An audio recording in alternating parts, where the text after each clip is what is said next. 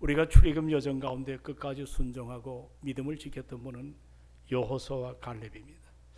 저는 기도하는 가운데 이 세 분의 피택받은 장로분들께서 남은 여생 늘 말씀에 순종하고 주님의 교회를 위해서 희생과 봉사와 또 여러 가지 모양으로 늘 영적 삶에 조금 더 부족함이 없는 모습으로 저 하나님의 세계를 아름답게 갖고 갈 줄로 확신합니다.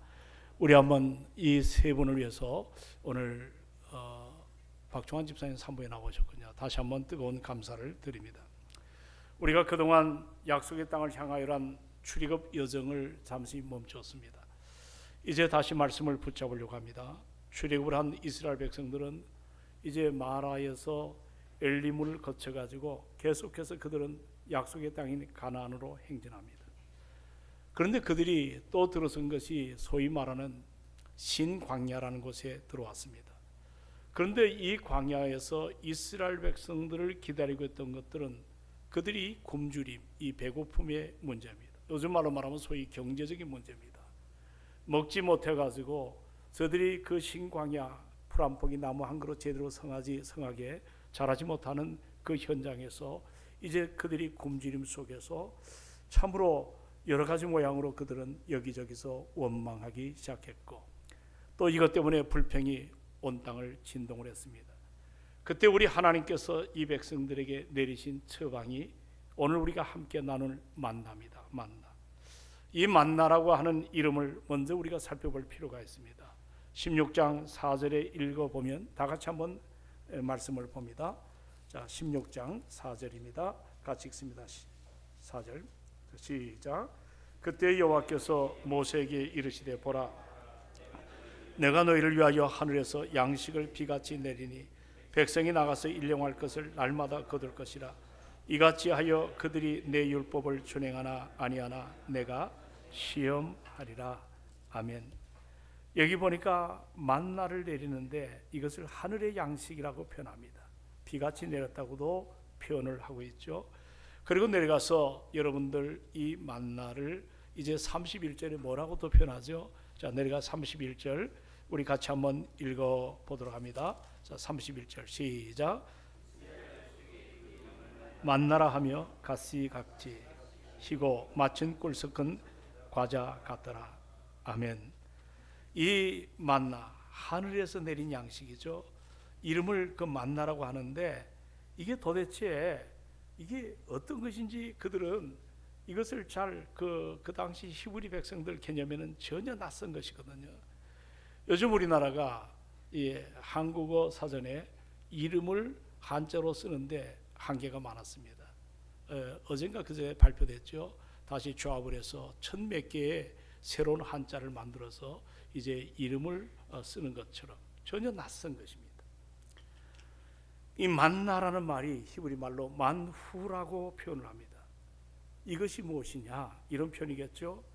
하늘을 쳐다보며 비같이 쏟아지는 이 만나를 보고 사람들이 소리를 쳤어요. 이게 뭐냐?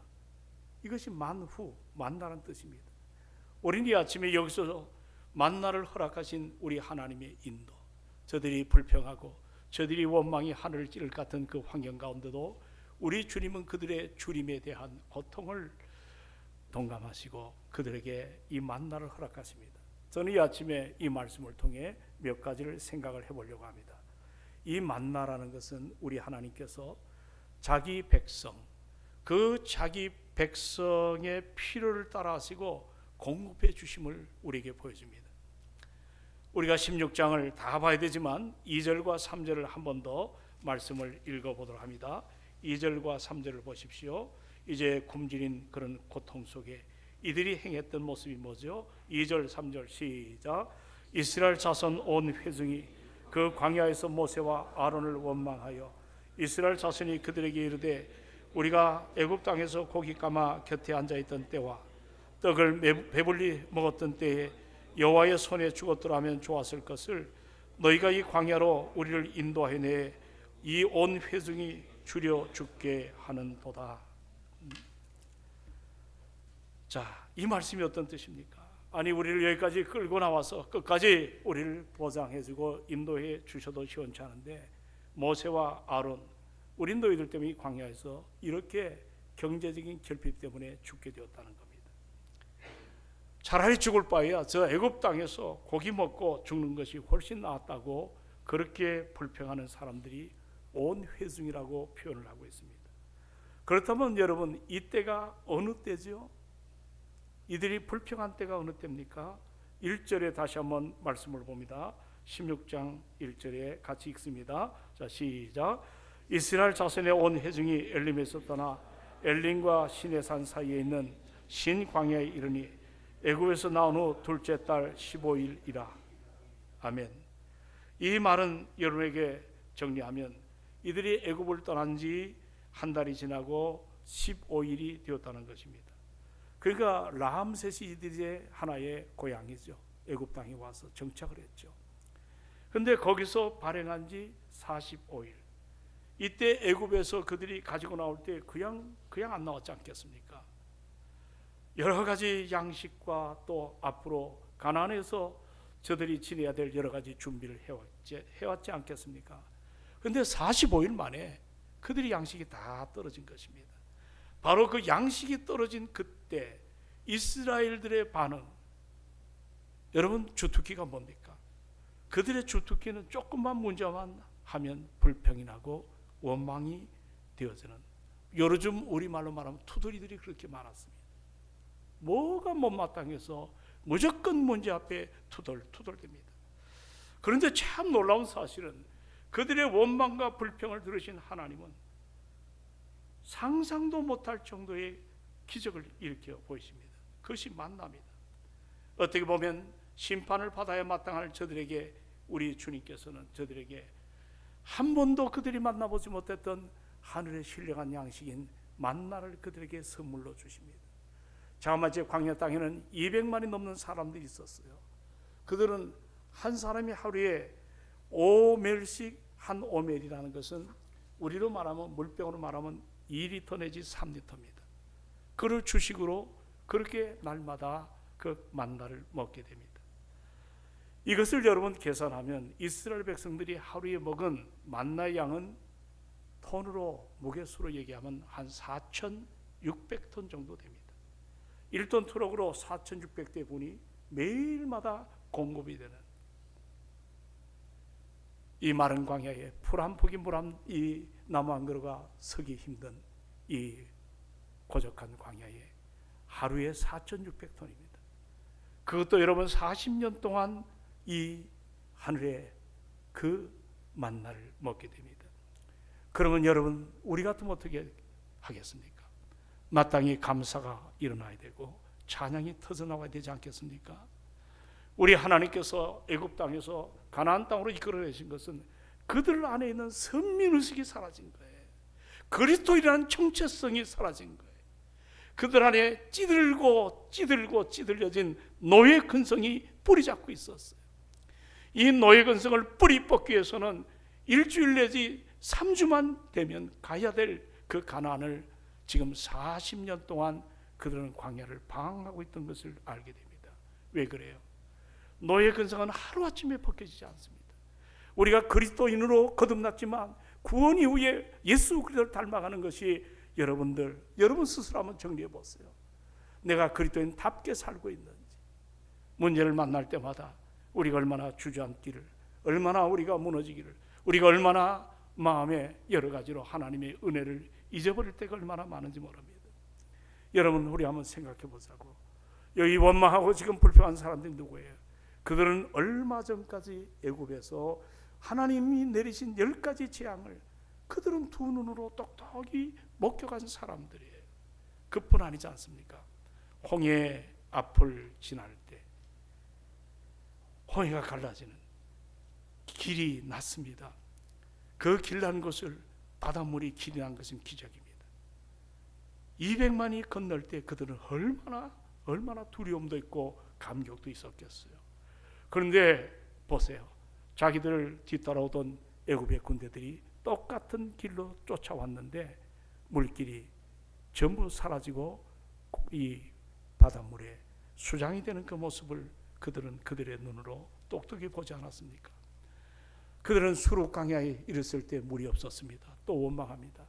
그럴 때 하나님께서는 수룩 강야를 지나 마라의 쓴물을 여러분들 아주 아름다운 단물로 그들에게 엘림의 축복을 허락하신 것을 우리가 만나보게 됩니다. 그렇다면 이 정도의 하나님의 은혜 앞에 저들이 섰다면 이제 좀 인내할 줄 알고, 지금은 없다 할지라도 우리 하나님이 신실하신 그 하나님이 앞으로 우리 인생을 책임져 준다는 사실을 여러분 깨달아야 되지 않겠나요? 오늘로 이제 우리의 불평과 우리의 불만이 멈춰져야 되지 않겠습니까? 그러나 이스라엘 백성들은 문제를 만날 때마다 그들은 투덜이가 됩니다. 원망과 불평입니다. 이게 안 고쳐지는 거예요. 뭔가 달라지는 듯 하다가 또 원망, 불평입니다. 그러나 그들의 원망과 불평을 들으면서 주님은 기다리십니다. 인내합니다. 견디십니다. 그리고 오히려 택한 백성을 이끌어 가시는데 이렇게 하늘에서 정말 양식인 만나를 부어주시는 이 장면을 보십시오. 우리는 여기서 한 가지 알아야 됩니다. 여러분, 신앙생활 잘 해야 될 줄로 믿습니다. 아멘 합시다. 잘해야 됩니다. 열심히 해놓고 정말 여러 가지로 그 일에 대해서 주께서 나는 너를 도무지 모른다 주님 말씀하시면 여러분 어떻게 하려고 하십니까? 신앙생활 잘해야 됩니다. 그 신앙생활을 바르게 하기 위해서는 우리가 세상과 나와의 바른 관계를 잘 정리를 해야 됩니다. 성도는 주님도 그랬어요. 우리는 세상 한복판에 살아갑니다. 이와 같은 세상 한복판에 살아가면서 우리는 세상과 어떻게 관계를 맺는가, 이것이 우리에게 중요한 이슈가 되었어요. 여러분, 그럴 때 우리가 세상에 살다 보면 세상 사람들이 갖는 여러 가지 관심, 여기 우리가 몰입하기 시작하면 우리 마음이 세상으로 기울여져서 나도 모르는 순간에 세상을 사랑하게 됩니다. 그 땅에서 뭔가를 자꾸 구하고 얻으려고 합니다. 세상을 사랑해서 세상에 그 참 세상으로 마음이 향하고 땅의 모든 것을 모아두려고 하는 이런 경향이 오늘 우리가 경계해야 될 하나의 메시지. 그리고 또 하나 뭔지 아십니까? 우리가 세상 앞에 우리는 구별된 사람으로 사랑하는 여러분, 정말 성도가 세상에 속하지 않았다고 하는, 그래서 여러분들 우리가 세상에 살지만 어려움이 있지만 성경은 산상수훈에서 염려하지 마라, 근심하지 마라고 말합니다.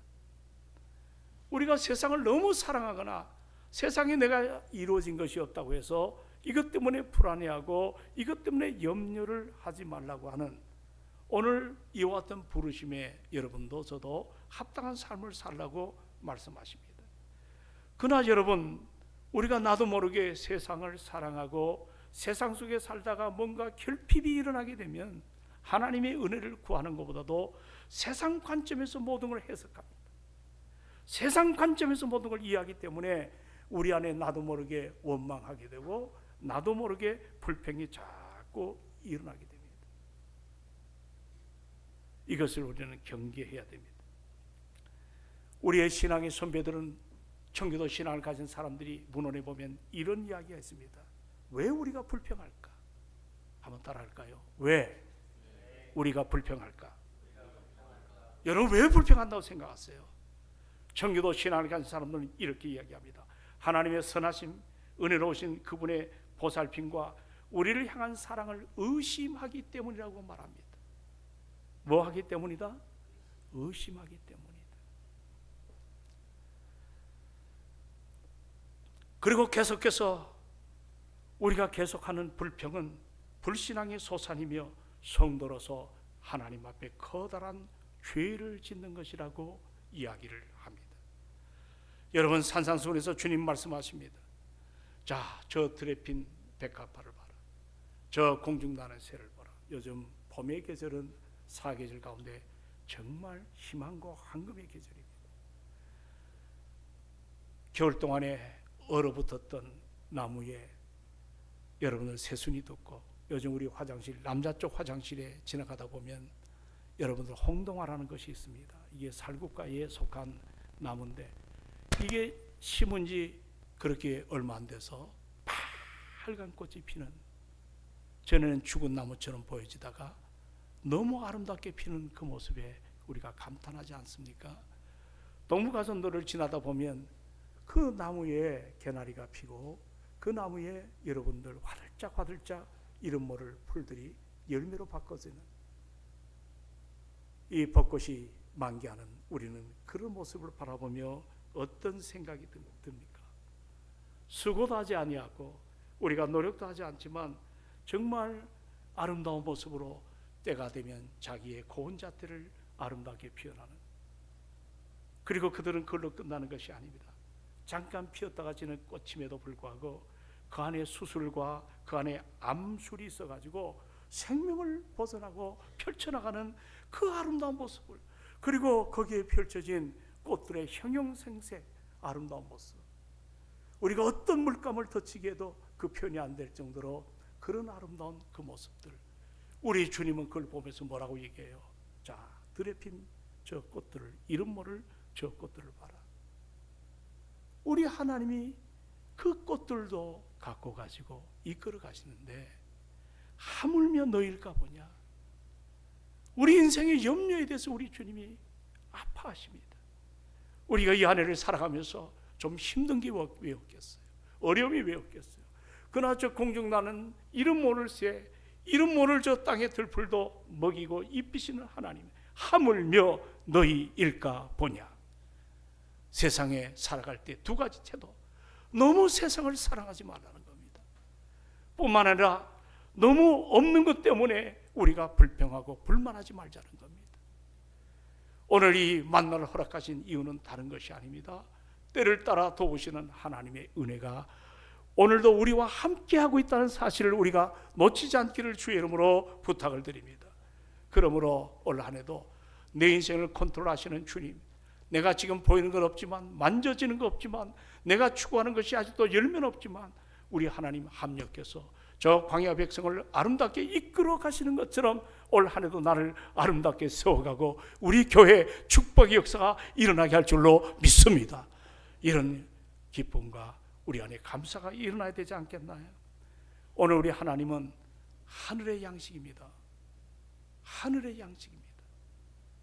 그 만나를 내리신 이유는 불평과 정말 여러 가지로 불만을 터뜨리는 이와 같은 사람들을 향하여, 자, 이들을 그대로 놔두면 안 됩니다. 나중에 하도 안 들으니까 네가 한 말대로 다 그렇게 되겠다 하고 광야 200만 백성이 다 죽습니다. 20세 이후에 여호수아와 갈렙만 살아남지 않습니까? 우리가 불평 불만이 너무 깊어지면 안 됩니다. 불평덩어리가 돼서는 안 됩니다. 이게 암처럼 굳어지게 되면 내 삶에 희망이 없어집니다. 오늘 때로 우리가 광야의 한복판에 우리가 들어섰을 때 원망 불평하는 그들에게 우리 하나님은 순종의 한 가지 훈련을 허락하십니다. 여기 4절 16장입니다. 4절 후반절을 보시기 바랍니다. 4절 후반절을 보니까, 자, 그들이 나의 율법을 준행하나, 거기 다 찾으셨나요? 자, 거기부터 시작. 그들이 나의 율법을 준행했나 아니했나, 내가 뭐 하리라? 예, 뭘 했다? 시험을 하십니다. 하나님이 지금 만나를 가지고 시험을 하시는 거예요.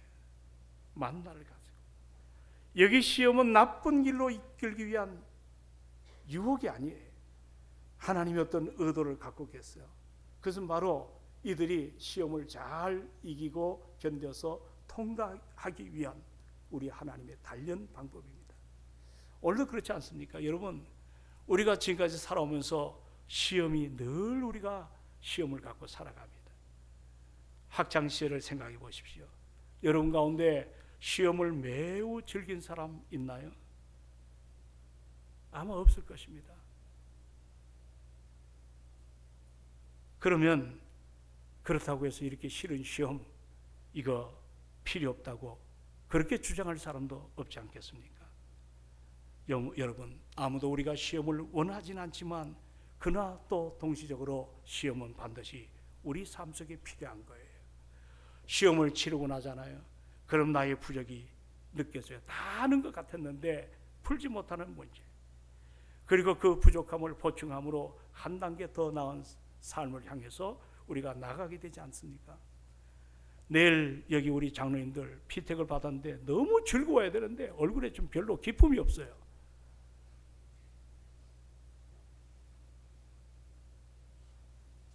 뭐 때문에 그럴까? 시험 때문에 그래 지금. 내일 아침에 8시에 가서 오후 한 4시 정도에 끝날 것 같아. 시험 과목이 6과목이에요. 지금 이분들하고 저하고 1년 반 동안 씨름을 하고 있어요. 그래서 요즘에는 잘 안 모여가지고 저녁마다 모입니다. 언제지? 집사님? 금요일날 시험을 봤죠? 철회배 마치고. 잘 모르는 거예요.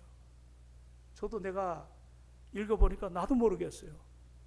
그런데 여러분들, 이 시험은 필요한 것 중에 하나가 뭐냐면 우리가 앞으로 교회를 섬겨나갈 때 우리 자신들이 주의 종들로서 섬김의 삶으로서 그 6과목 속에 다 담겨 있습니다.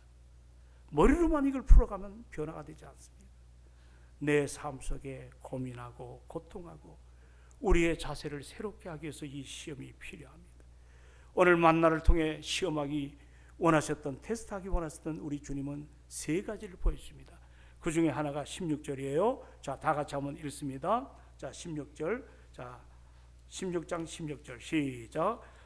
여호와께서 이같이 명령하시기를 곧 너희 사람 수요대로 한 사람의 한 오멜씩 거두되 각 사람이 그의 장막에 있는 것들을 위하여 거둘지니라 하셨느니라. 아멘. 여기 보면 무엇만큼 거두라? 예, 먹을 만큼 거두라. 자족한 훈련을 시키는 겁니다. 먹을 만큼 거두라. 들판에 가시가 얼마나 널려 있는지 마음만 먹으면 여러분들 정말 우리처럼 부의 수단이 축복의 수단으로 아는 사람들은 다 긁어보았을 것 같아요.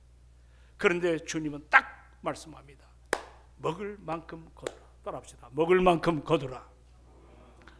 그리고 두 번째로 내려가 18절을 보십시오. 자, 18절 다 같이 시작. 많이 거둔 자도 남음이 없고 적게 거둔 자도 부족함이 없도다. 예, 거기까지만 봅시다. 따라합시다. 많이 거둔 자도 남음이 없고 적게 거둔 자도 부족함이 없다. 예, 이 무슨 말일까요? 과욕을 부리지 말라는 거예요. 우리 욕망에 순응하지 말라는 거예요. 자기를 잘 조절하고 절제하는. 왜냐하면 여기 보니까 다 공평하신 하나님께서 많이 거두든 적게 거두든 부족함이 없게 이끌어 가시는 하나님이십니다. 그리고 내려가 세 번째로 19절을 보십시오. 자, 16장 여러분 19절 다 같이 말씀을 봅니다. 시작. 모세가 그들에게 이르기를 아무든지 아침까지 그것을 남겨두지 말라 하였으나 20절 하나 더 볼까요? 그들이 모세에게 순종하지 아니하고 더러는 아침까지 두었더니 벌레가 생기고 냄새가 난지라. 모세가 그들에게 노했다. 안 들으니까 모세가 화가 났어요. 이 노라는 것은 무섭습니다. 한두 번 좀 얘기해서 하면 고쳐져야 되는데 끝까지 자기 고집으로 어떤 얘기도 들으려고 하지 않는 이들을 향하여 모세가 노합니다. 그리고 내려가서 26절에 보면 뭐라고 또 얘기합니까? 오늘 한번 만나에 대해서 주님이 시험하는 장면을 다 봅시다. 26절 시작.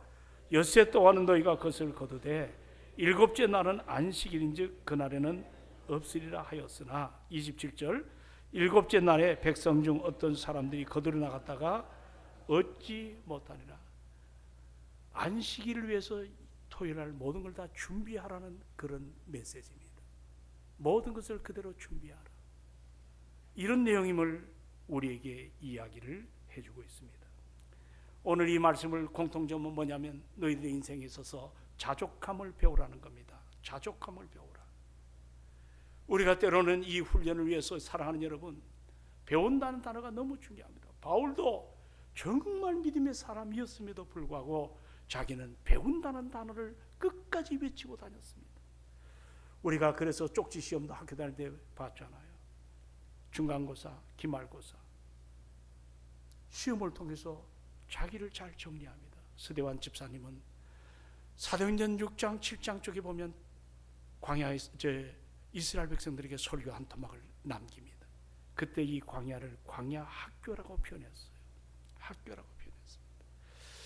오늘 시험을 통해 가지고 이 광야 학교에서는 우리 주님의 성품을 닮아가야 됩니다. 한순간에 저절로 되어졌다고 말하지 않습니다. 여러분이 열심인 것을 보면 자기 선천적인 열심이 있어요.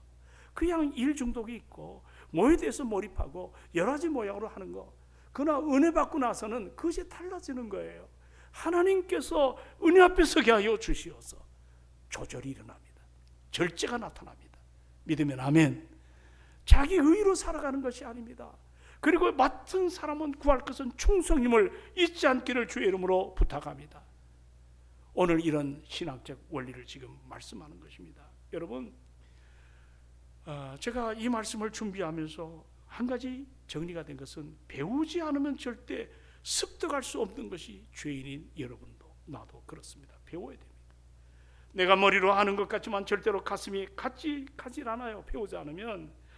여러분, 우리가 가난한 사람을 보면서 불쌍하다고 말할 수는 있지만 그 가난한 사람들 속에 들어가서 그들의 아픔과 상처가 뭔지 그들을 보듬어 주려고 하고 그들을 위해서 정말 뭔가 나누길 원하는, 이것은 배우지 아니하면 안 됐다는 이야기는 하지만 거기에 실천을 하지 않습니다.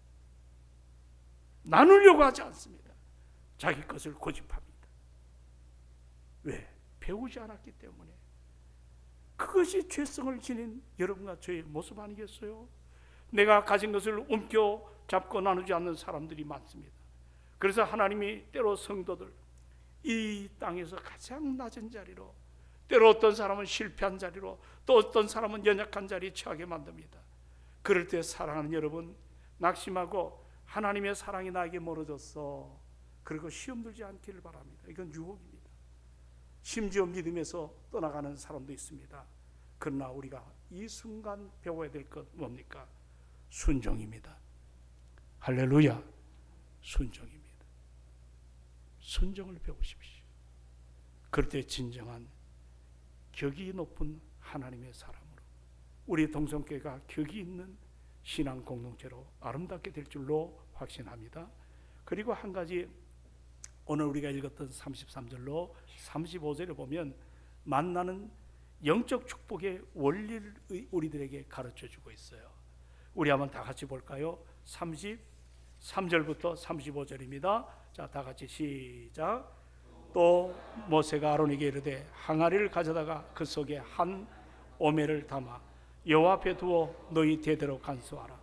아론이 여호와께서 모세에게 명령하신 대로 그것을 증거판 앞에 두어 간수하게 하였고, 사람이 사는 땅에 이르기까지 이스라엘 자손이 40년 동안 만나를 먹었으니 곧 가나안 땅 적경에 이르기까지 그들이 무엇을 먹었더라? 만나를 먹었더라. 40년 동안. 근데 오늘 이 본문에 보니까, 자, 만나를 어디다가 넣었어요? 항아리에 넣었어요. 그리고 그것을 자, 기념하라. 이것이 소위 말하는, 여러분 법궤가 기억나시나요? 법궤 안에는 세 가지가 담겨 있습니다. 부활을 상징하는 아론의 쌍난 지팡이, 또 영의 양식인 만나, 그리고 하나님 말씀을 이야기하는 두 돌비, 십계명이죠. 이건 하나님의 임재를 우리에게 보여줍니다. 만나는 정말 하늘의 양식이에요. 너무 신비한 거예요. 그래서 법궤 하나님의 임재를 통해 그들이 가는 곳마다 이 속에 상징성을 통해 우리 신앙을 다시 한번 정리하는 것을 보게 됩니다. 그런데 이것이 신약이 와서 예수님이 이 땅에 오셨어요. 그리고 어느 날 저 베스다 들녘에 굶주린 백성들이 오병이어의 기적을 체험했습니다. 그럴 때 주님은 떡을 먹고 배부름을 가진 표정만 구하는 저들을 향하여 주님이 말씀하십니다. 6장 48절에 요한복음입니다. 자, 내가 곧 생명의 떡이라. 주님이 누구라고요? 생명의 떡. 요한복음 6장에 5번 자신이 생명의 떡이라고 말씀합니다. 너희 조상들은 광야에서 만나를 먹어서도 죽었지만 이제 나를 먹고 마시는 자는 결코 죽지 아니하리라. 우리 주님이 땅에 오셔서 이와 같이 영원한 만나, 하나님의 말씀인 자신이 우리의 유일한 구원자이신 예수 그리스도로 우리에게 말씀하십니다. 사랑하는 여러분, 만나는 성도의 영적인 양식인 하나님의 말씀 아니겠어요? 그렇기 때문에 이 말씀을 우리는 어떻게 먹어요? 우리 교회가 정말 여러분 날샘을 여러분에게 보여주고 물된 독사를 보여주고 목장 예배를 하고 여러분의 영적인 삶이 빈궁하지 않도록 하나님의 풍요를 가지고 살아가도록 우리 청년들이요, 젊을 때 힘들다고 그러지 말고 더 많이 성경을 보십시오. 더 많이 성경을 사랑하시기를 주의 이름으로 부탁합니다. 아멘. 할렐루야. 우리 모두가 성경에 정말 깊이 들어가서, 우리 교회가 아름다운 것 중에 하나 뭐냐면 성경을 씁니다. 필수. 해마다 이번에도 보니까 또 성경을 쓰는 사람들이 계시더라고요. 말씀을 먹고 말씀을 듣고 읽고 말씀을 암송하는 자에게 우리의 인생에 아름다운 복이 있음을 잊지 않기를 주의 이름으로 부탁합니다. 오늘 이 만나를 통해 우리에게 그리스도인으로서 살아가는 이런 하나의 기회가 뭔지 아세요? 하나님의 열심이에요. 내 열심이 아니에요. 내 열심은 시험 들면 안 해버려요. 불평하면 남을 비방해요. 내 열심이에요. 그러나 하나님의 열심으로 이끌어갈 때 내 열심이 아니에요. 우리는 그 열심 때문에 여러분도 저도 여기까지 온 것을 잊지 않기를 주의 이름으로 부탁합니다. 그 열심의 은혜 때문에 나의 나됨이 아니고 바울은 하나님의 은혜라. 내가 누구보다도 열심히 된 것은 내 열심이 아니고 하나님께서 나를 사랑하신 그 은혜 때문에 내가 오늘도 열심히 일하기를 원하노라. 우리가 이 광야 같은 세상 앞에 우리가 참 살아갈 때 오늘 말씀을 좀 정리하고 싶습니다. 요즘 유튜브나 이런 데 보면 왜 11조를 해야 되느냐? 나는 그분 한번 내가 만나고 싶어요. 성경을 그 사람이 공부를 어떻게 했다 할지라도 성경의 맥을 모르세요. 11조, 주일 성수, 여러분들 그뿐만 아니라 기도생활, 전도생활, 이건 우리 신앙의 베이직, 기본이에요. 믿으면 아멘. 아멘. 하나님 나라를 위해서, 여러분 마태복음 23장 23절인가요? 바리새인들이 그 당시 근처에 요즘 말하면 조미료까지 11조를 했어요. 그러나 주님은 이제 너희들 내가 왔으니 사라진 것이 아니고 내가 율법이 완성이니까 사라진 것이 아니고 이것도 하고 저것도 해라. 의와 신과 믿음이거든요. 그러니까 11조 해야 된다는 거예요. 근데 더 놀라운 사실은 여러분들 우리가 안식일 주일 성수 문제도 그렇습니다. 주일날 바빠가지고 저는 지금까지 회개하는 게 하나 있어요. 우리 교회 청년들의 성장을 위해서, 전도를 위해서 요 앞에다가 필그림 하우스를 세웠어요. 근데 장사가 안 됐어요. 주일날 문을 열었어요. 제가 오직에 하나님 앞에 책망을 받았습니다. 주일은 거룩히 지켜야 되는데 하나님이 불쌍히 여겨서 나중에 우리가 적잖은 걸 한순간에 다 메꿔준 기적 같은 저는 그 은혜도 체험을 했어요. 여러분, 주일날 밖에 나가 일한다고 많은 거 남은 것이 아니에요. 만나를 안식일날 가가지고 막 주워 담는 거 다 썩어버립니다. 우리는 말씀 앞에 순종하시기를 주의 이름으로 부탁합니다. 제가 어느 한 가정에 신방을 갔어요. 주일날 예배를 드리세요. 당신 이거 장사한다고 복 받는 거 아닙니다. 하나님 앞에 우리 안수 집사님들도 마음이 바쁘신데 주일은 거룩히 지키십시오. 기본이기 때문에. 만나는 우리에게 하늘의 양식으로 부어주지만 그 안에 기본기가 다 곳곳에 숨어 있다는 것을 알아야 됩니다. 이제 말씀 정리합니다. 사랑하는 여러분, 광야의 최고의 축복이 뭔지 아십니까? 하나님만을 바라보게 한다는 것입니다. 하나님만을 바라보는 거예요.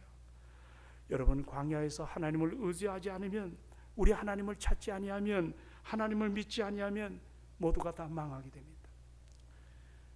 저들이 노예 근성을 갖고 문제를 만날 때마다 애굽을 동경했어요. 나일강의 풍요를 바라봤어요. 애굽의 신인으로 여겨지는 바로를 숭상했어요. 그러나 사랑하는 여러분, 광야는 애굽처럼 먹을 것도 없잖아요. 입을 것도 없잖아요. 사람도 샘물도 아무것도 없어요. 낮에는 장렬한 태양, 밤에는 일교차가 너무 크기 때문에 극심한 추위가 와닿습니다. 그런 상황 가운데도 신명기 8장에 너희가 광야에 우리 하나님께서 함께 하신, 줄이지도 않게 하고 의복이 상하지도 않게 하고 신발이 헤어지도 않는 하나님의 인도가 광야입니다. 나는 여러분들에게 부탁합니다. 부활 신앙을 가지십시오. 부활은 축복입니다. 우리가 부활 신앙을 갖고 삶의 현장에서 내게 능력 주시는 자 안에서 내가 모든 것을 할 수가 있다. 자족입니다. 궁핍에 처할 줄도 알고 풍부에 처할 줄도 아는 일체의 비결을 우리 건강한 교회, 우리 교회가 55년 된 건강한 교회 중에 하나입니다. 여러분이 건강한 여러분입니다. 이제 만나를 주신 하나님, 내 인생의 길잡이가 되어서서 내 삶을 은혜로 충만하게 하여 주시옵소서. 이 은혜가 우리 가운데 충만하기를 소망합니다. 기도하십시다. 아버지 하나님,